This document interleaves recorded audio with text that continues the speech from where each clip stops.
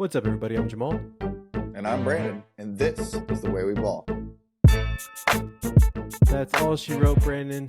The season's over. A season that we did not expect. I think it's safe to say. You have any final words to wrap this season up? In 3 words or less, I would probably say sad and uplifting. We played like shit, man. I mean, we got destroyed in that game. Right from the get. I mean, Vela had 2 chances really early. I mean, like in the second minute, he put it on frame, quite literally hitting the crossbar.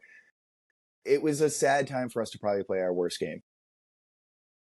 Well, we played one of our worst games. It was not pretty at all. It was very sloppy. Interestingly enough, Ben Olsen came after the fact and mentioned the poor pitch quality that LAFC had, BMO or BMO, whatever it's called. What are your thoughts on that? Do you think there's any weight to those comments? Do you agree with him? Do you disagree? I never saw a moment where I was like, oh, it looked like they slipped, or oh, the pitch came apart. So when I heard that, I don't know, I felt like that was kind of a weak excuse. It didn't look like LAFC was complaining about the pitch, and it just didn't come off that way on the television. So maybe when you're on the field, it's a different story, but I felt like they just outplayed us. It wasn't the field. Yeah, those were my feelings exactly. We were definitely outplayed. I didn't like that he came out with that. It just made us look like we were looking for excuses at that point. Um, if anything, we played very sloppily. All of our weapons just weren't doing anything for us. Quinones was quiet. Every time he did get the ball, it would get taken away from him. They knew exactly they covered his right foot. They knew exactly where he was going to go with the ball, so they were on top of it. Dorsey was quiet, but to be honest with you, I don't really blame Dorsey because who was Dorsey guarding? Boyanga, and you cannot go too far up on Boyanga and let him free. So I was okay with Dorsey playing a little more defensively. I'm okay that he wasn't an offensive presence. At the end of the day, his primary job is to play that right back role, be a defender, and he did that. Everything fell on the offensive shoulders. Coco probably had his most disastrous game of the season. I hope that Ben already has his contract written up with whatever team he decides to go to in Europe because I am just he got such a pass. I don't recall another Dynamo player getting this big of a pass from the fan base. Again, because we know what he's capable of, and we all think of Panama Coco. But it was just turnover after turnover. There was a few times he would try to cross it over to Dorsey or try to cross it to the wing, and there was just no weight on the ball, and it would just get turned over. He played really sloppily. There wasn't a bright spot. Heck, Herrera was decent. He didn't shine at all. If anything, I would say Artur. He didn't really have any big mishaps. He was solid. He played the way he usually does.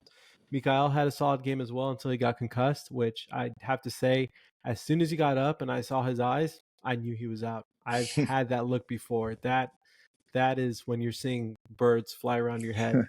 So I hope he gets well from that. That looked kind of rough, but it was just a frustrating game, and it was everything that we've complained about as a fan base got exposed to the 10th degree. And that was Coco having his rough patch in the playoffs, which you brought up, I feel like before anyone else did. And icing on the cake, Baird Yeah. disappeared, just disappeared. And that'll lead us to our next segment where we talk about all the moves that were made today. We're recording this Monday night, but that midfield is just too good to have somebody like Baird up top. I had no faith in him. I felt like he should have been subbed out even sooner than what he was. Um, I mean, it's a game that I hope to forget. I hope that the rumor mill starts tomorrow because I'm frustrated thinking about this game. At the end of the day, I said it after SKC. To me, that was our Super Bowl. That was our big match because we finished on a high note in front of a home crowd, in front of a ton of casuals. So those folks are going to be thinking about that Dynamo come next year, come season opener. So I'm glad that we finished a high note in front of the home crowd. It's just frustrating for all those folks that traveled. I know Orange Hex went out there. I just feel terrible for all those guys that made that trip and just to have that performance displayed. Did you have any other? I can go off on this. Did you have anything you wanted to add about it? No, man, you nailed so much of like the exact same frustrations. The only highlights that I can say that was probably like in the first 15 minutes, the cross from Herrera to Baird, and Baird just didn't put it away. Outside of that, that was kind of our really only biggest threat of the game. We had the Coco blast from deep. That was a good shot, but like it was just right at the keeper, but wasn't really going to do anything. Bossy had another curler from the outside as well, but you kind of hit the head with like the nail on the head right there when you mentioned how disappearing. That's probably the word to describe so much of what happened. That killer instinct we had disappeared. Bossy kind of disappeared in this playoffs. Baird most definitely disappeared and didn't finish. And it was just, even Artur played so well in the back, but we didn't really have any threats scoring. It just fell apart. And we kind of were lucky to get through Salt Lake and get that early goal against Sporting KC. Then Clark played out of his mind. But unfortunately, against LAFC, you were exactly right. We just didn't really have much bright spots. There's not one player, even on the Hollingshead goal. Like when you really look back on it, Shevchenko wasn't covering very well. He gave up the header on that. And then on top of that, Baird and Dorsey on the backside just kind of let Hollingshead run right through and put it in. And you can also even blame Clark for allowing him to ricochet. So there was so many things that were just ugly, but at the end of the day, I'm still happy where we are. You know, like we need to keep that in perspective. We made it to the Western Conference Final where we have been just bottom feeders for so long that I am feeling positive. And that's why, like I said, 3 words or less, sad because we played absolutely awful and disappeared when we were at a moment of height. And uplifting because I know our future's bright, where you're exactly right. If we can pair some extra special guys with these players, man, we are going to really make a run, and we better do it soon because Herrera's 33, man, and it's like, do you really think he can play at this elite level again next year and the following year? Like, his clock is ticking, so we got to make moves now. Speaking of it, Ed, I forgot to mention that first pass to Baird was beautiful, on Yeah. point, just pinpoint. I mean, having a clinical finisher up there, it would have been curtains. That would have Oh, been a goal for sure. It was beautiful, 100%. and I was just so excited. But you know, when you face a team like LA, you have to fight fire with fire, and you need to, because you're not going to stop them from scoring. You're just going to slow them down. And we couldn't. Once they hit that goal, I was like, that does not. When they scored first, and that was the stat, right? Both of us, whoever scored first, won the game, I believe, uh, based on the history of this current season. But yeah, for me, my 3 words or less to describe the season: exceed all expectations. Nobody thought we'd be here. Nobody was really sure of this coaching staff. I was one of them. I was not a fan of Ben. I wasn't sure about Pat, and look where we are. So I'm okay with it. I'm excited because we mentioned many times we have a foundation to finally build on. That's never really been the case. And the foundation we did have was not anything promising or anything to be excited about. I'm excited about this foundation. I'm excited. I'm even more excited after today's transaction moves, as far as exercising the options. So I believe we're gonna we're gonna do some good things this offseason with the flexibility we now have after releasing some players. And at the end of the day, look, we're going against a stacked LAFC with one DP,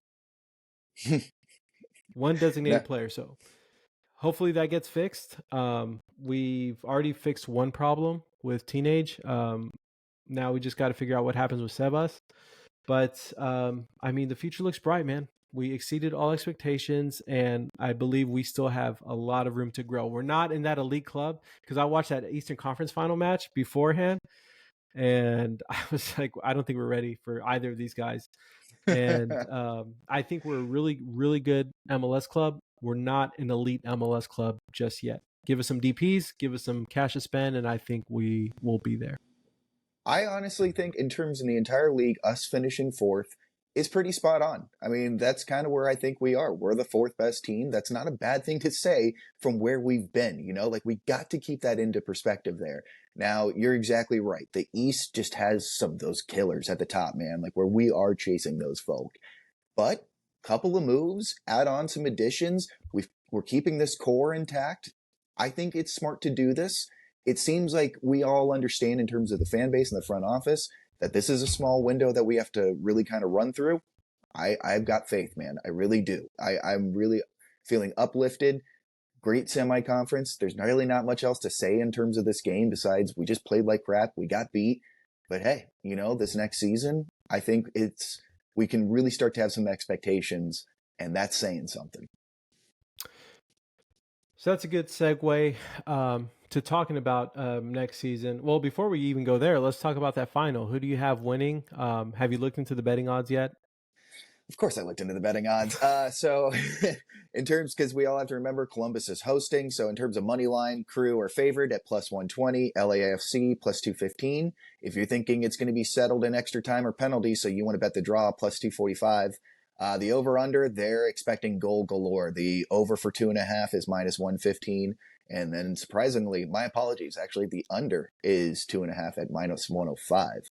So, they're really not giving you much there in terms of good over under in terms of goals. But the betting, that's pretty solid, man. I might take the draw plus 245, and then I don't care who wins. You're going to just make money no matter what. But if I have to bet one, I think Columbus is pretty unstoppable. Unless Bowanga's special that day, which could be very plausible. Yeah, even on top of that, and that was another thing that I had forgot to mention when Columbus and the Cincinnati matchup. When Columbus had their subs in, they changed the game. We don't have that, and hopefully we do. Exactly. We fix that because I remember we started making changes, and none of those changes made me confident. Like as much as I love Thornrose, he doesn't give you the confidence that you got when Columbus made their changes. But back to the subject, I'm going Columbus too. They look so good, man. They look so good playing in front of that home crowd. Those guys are amped up after this past week. I don't see LA going in there and taking it. Dude, Ramirez, I mean, he was the hero. You're exactly right. Cincinnati led with everything, but with 15 minutes remaining in that game, 2-0. And then Columbus just showed you why they're so elite and so deep. Bringing on Christian Ramirez, who put away 2 goals, and then the winner in the 114th, which was a simple tap. And then Julian Gessel is he's special, man. If we can get that guy, I would love a player like him. He can play center. He can also play the wing. He would be a great addition to bring on. That kid is awesome, man, especially for MLS. Like he's really, really good. It's funny. So I try to host like a little watch party for the Dynamo match, which was probably not the match that you want to invite people to watch a game, watch a Dynamo with, because everybody was bored out of their mind. But somebody had made the comment like, "Well, that game before us, they were up 2-0, and look what happened." And I was like, "No, it's a different monster. We're not Columbus." Yeah, we don't have those goal scorers, man. That's the big difference. Yeah. So we'll see. It's going to be a fun one. It's going to be a fast pace, so I'm looking forward to it. But more than anything, I am looking forward to this off season. Cannot wait for the rumor mill to start going. So Columbus is hosting the match, Brandon. The LA fan base got a lot of feedback about having those flares and being favored in MLS for getting away with it. You sit uh, in the supporter section. Would that fly at a Dynamo game? They're pretty lenient on a lot of things in terms of like you can bang on stuff and stand on the seats, but no way. There's no way we could set off flares. It looked so sick on television, except for all the smoke afterwards. That was kind of funny that it got delayed because of it. But you're right. There's no way they let us do it. Although I wish they would because it did look awesome. It looks great. And then I remember thinking, like, man, I wish this was more common, or I wish MLS would let us do this. And then you see kickoff, you're like, oh, that's why we don't do this. So, um, I mean, yeah, it looked awesome, but yeah, it was a pain in the ass, like just sitting there waiting for the smoke to clear out. And it was like what 8-10 minutes until we could Dude, get like it a was clear. thick too. Like Yeah, even if you look back on the recap and like watch like when Vela put it on goal, it's still pretty smoky. It took a while for it to completely dissipate. I was waiting for them to make a Snoop Dogg LA joke, but never came to fruition. All right, everybody. We had a little technical difficulties there, but we are back up and running 24 hours later. But thanks to the magic of editing, you'll never notice a difference. So, Brandon, let's continue on with our ball in or ball out. Ball in or ball out. Just to make it simple, we decided to talk about the transfer moves that were made yesterday.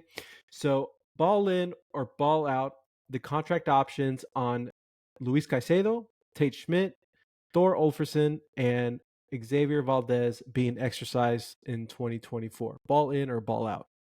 Ballin. It's everybody that we need for depth that offers something valuable. To me, the biggest one in that is Tate Schmidt. If you remember, our first goal of the season scored by none other than Tate Schmidt. He's also a strong left back that if like Escobar or Dorsey need a break, he's somebody that we can plug and play and we actually have confidence in. We can bring him in late.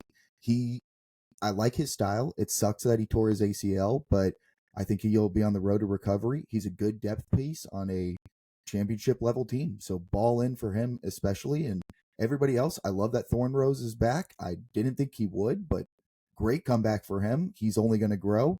Valdez is also somebody that's promising in goal, and he could be the future behind Clark. So everything that we did is a huge yes from me. And Caicedo adds depth in the midfield. I'm here for it all.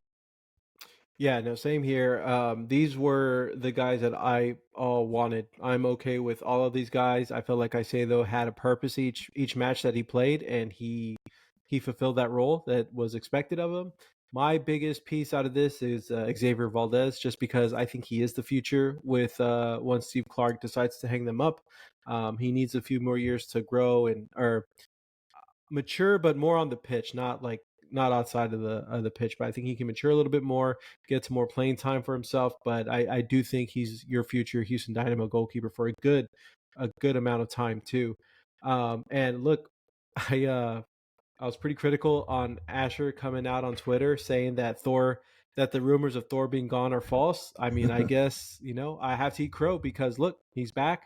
Asher was true to his word, so shouts out to those guys, and I'm glad to see him back. I like the attitude he brings, and he was. I mean, to predict what he was going to wear, what hairstyle he was going to have, that was half of the fun this playoff season. And lastly, I'm glad we brought Tate Schmidt back. But talk about a blessing in disguise. I hate saying someone getting hurt was a blessing, but does Dorsey get his shot if Escobar doesn't move to the left side? Like Tate Schmidt getting hurt might have been the most important thing that happened to us this season.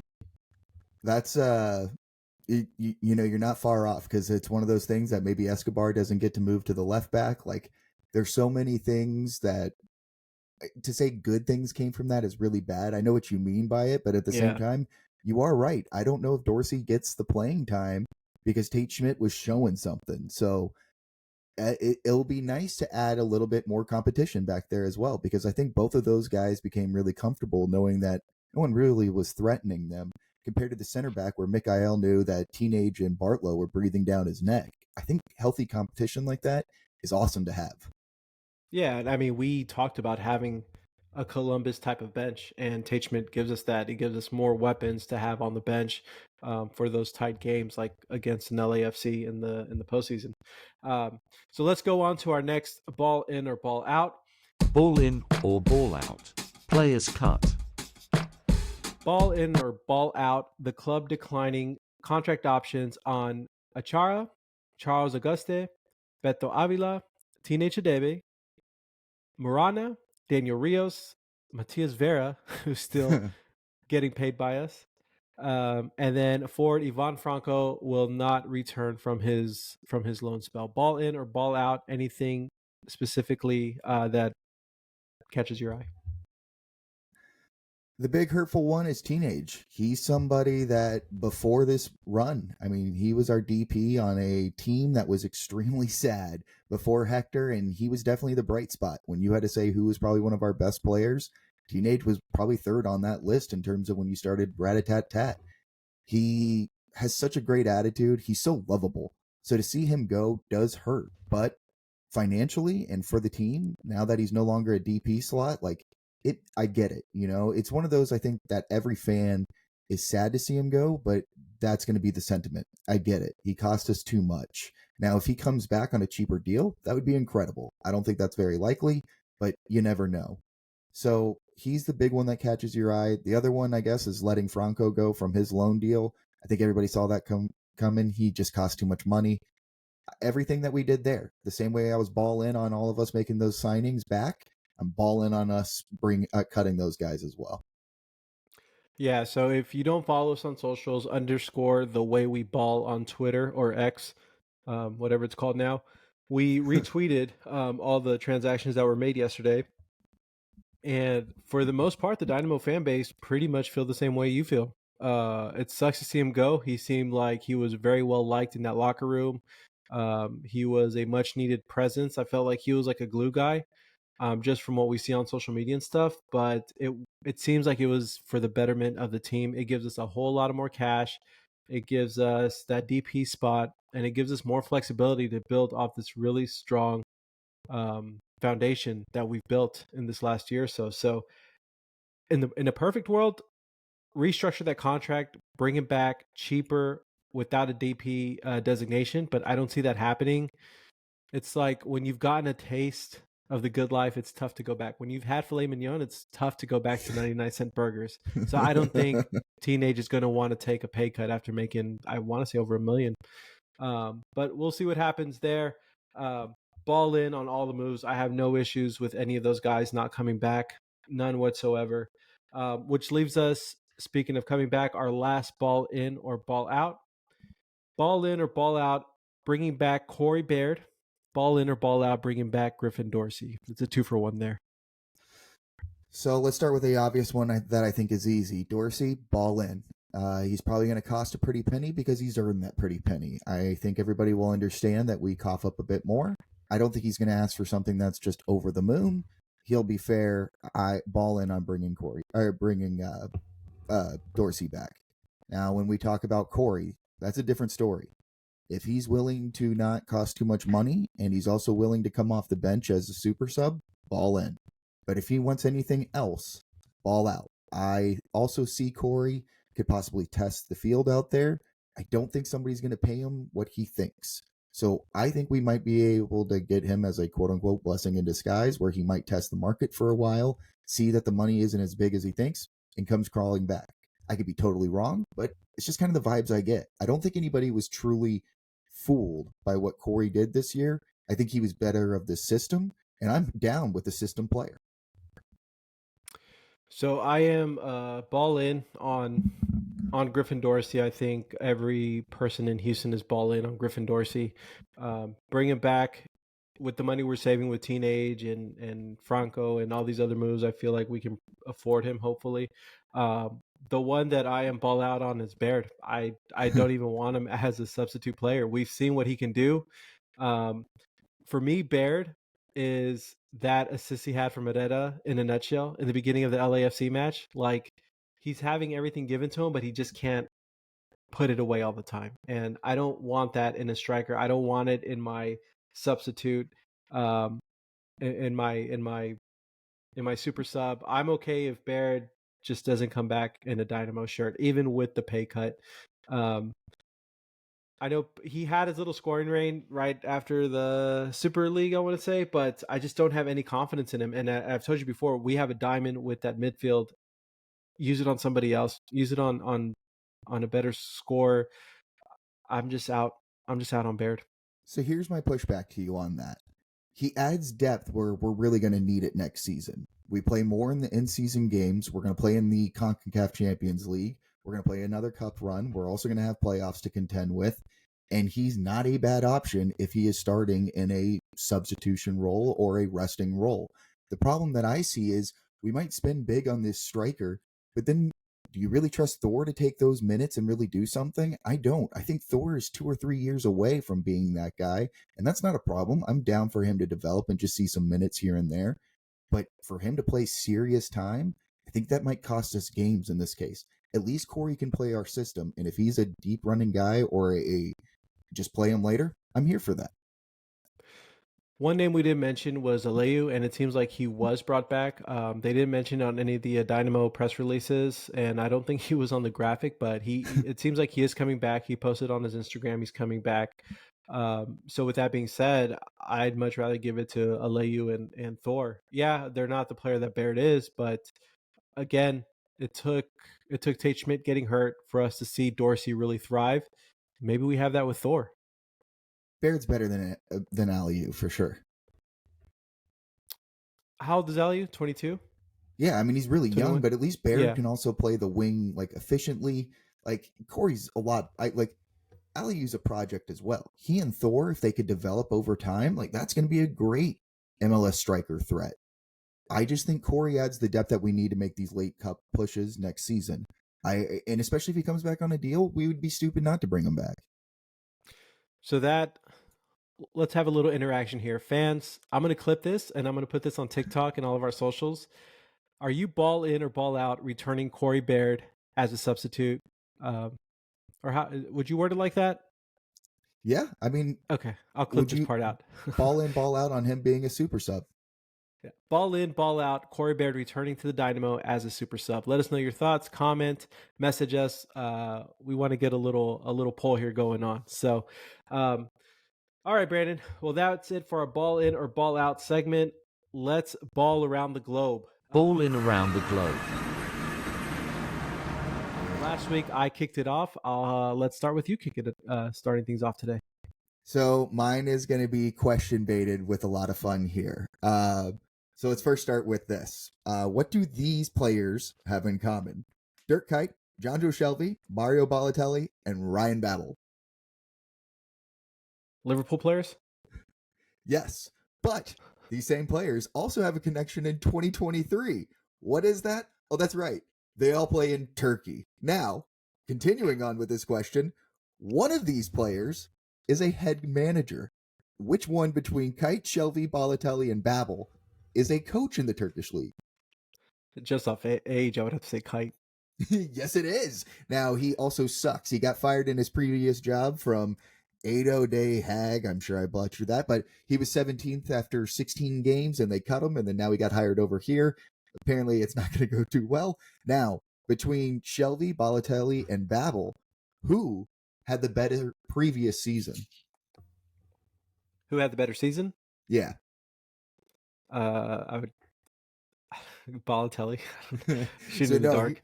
he scored a lot of goals in terms of efficiency. 4 games, 3 goals for Balotelli, Chevy, John Joe. 10 games, only 1 goal. But Ryan Babel, the ageless Dutchman, at 27 games, 5 goals. So he was a somebody that saw the pitch a lot more. But can you believe it, man? Those guys still literally balling around the globe and in the Turkish league, where also Oxdale Chamberlain is as well. So a lot of Liverpool players making the move there. Is that where he's at? I was just thinking about him the other day. Is he really in Turkey? Well, he's probably in the Yeah. Premier League, I'm assuming. And these guys, I don't think are in the Premier, are they? Do you know?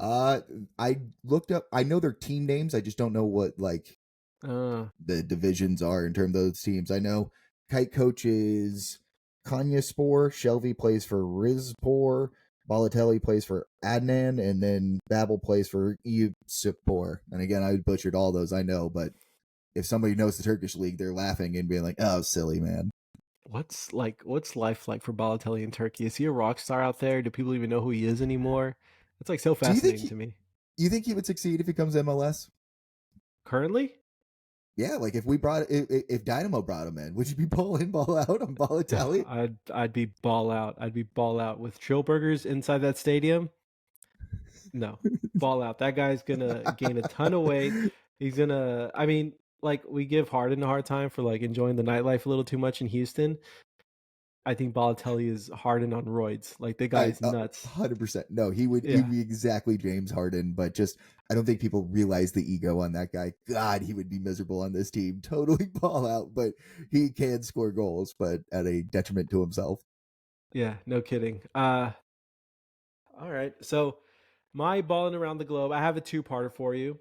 The first, I wanted to Ooh. update everybody on last week. So last week, as I mentioned, it was the J2, the Japanese second division final, where Tokyo Verratti played S1 Pulse. Now, just like the Dynamo game against SKC, there was a controversial handball that went in favor of S Pulse. S Pulse scores a penalty kick, and they're up 1-0.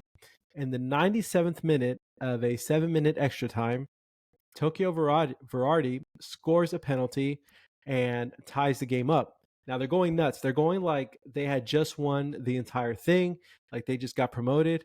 Well, I found out they did get promoted. So I found out the hard way in the Japanese league, the better team, the better ranked team gets promoted in a draw.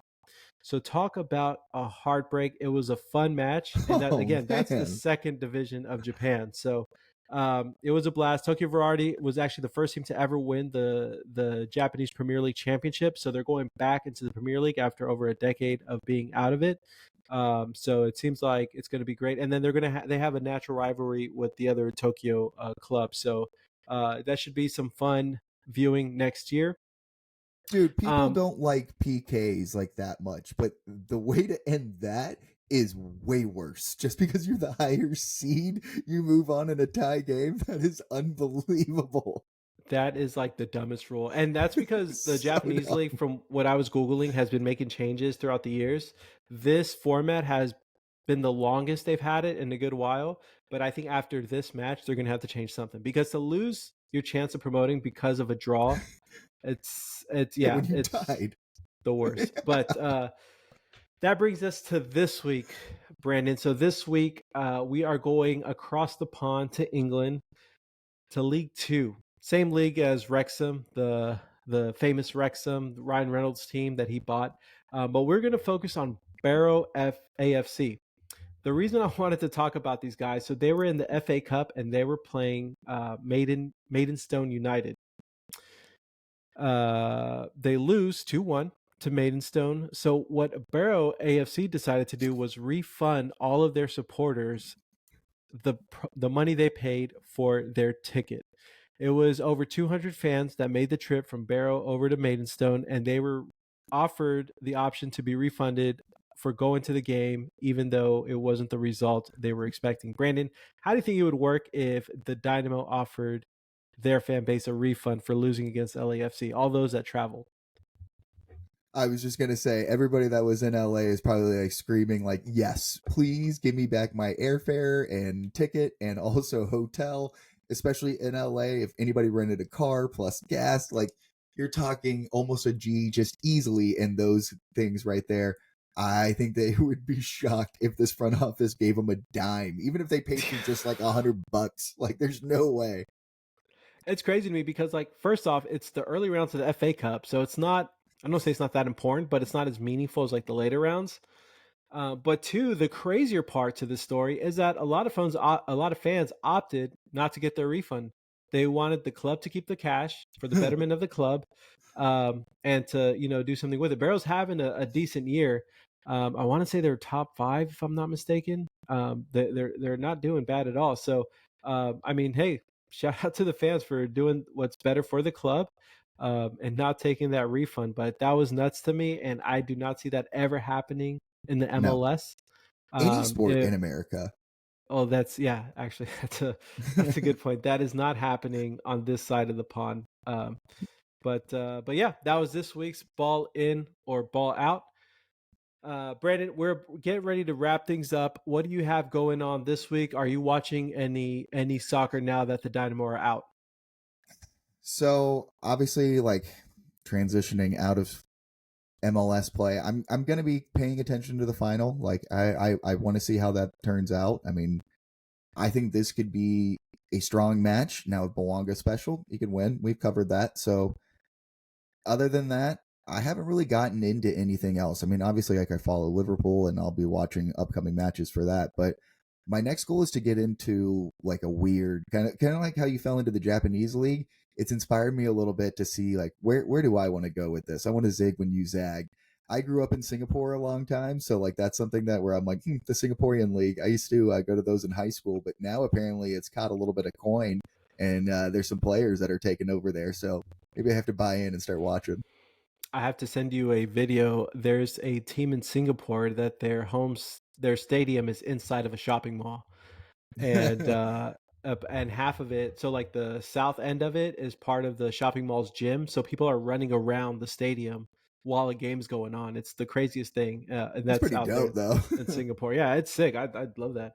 Um, well, for our Liga MX fans, I will be, of course, tuning into the MLS Cup final.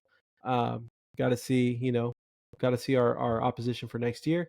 But I will be watching, and that's why I am wearing the America kit. I will be watching the Liga MX semifinals. We have Club America against San Luis. San Luis is kind of like the Cinderella Club in this postseason, and they'll be going against the powerhouse of America. America finished top of the league as far as the table's concerned. I have a soft spot for America just because they have Zendejas, U.S. player, and they have another kid in the academy who doesn't get much playing time, but hopefully he'll get better. And and gets more playing time. And then on the other side, you have Tigres against Pumas. I don't know much about either team. I do know there's a few guys on Pumas that I wouldn't mind seeing in the Dynamo jersey that we could probably deep dive into a later episode. But yeah, it's going to be a weekend full of Liga MX, the MLS Cup final. And did you see that Arsenal match today? Arsenal and Luton? No, I heard about it though. Oh my It was gosh, like 3-3 is the last time I heard about it. 3-3 last second. Again, Arsenal pulls one out of nowhere, and so they're still on top of the table. So, but that's about it, guys. We will see you next week. We have some exciting things coming for the pod. So just because the season is done doesn't mean we're done. I don't want to give up any secrets, but we have some exciting plans for this podcast and just to talk soccer in Houston. So for The Way We Ball, I'm Jamal. And I'm Brandon, and this is The Way We Ball.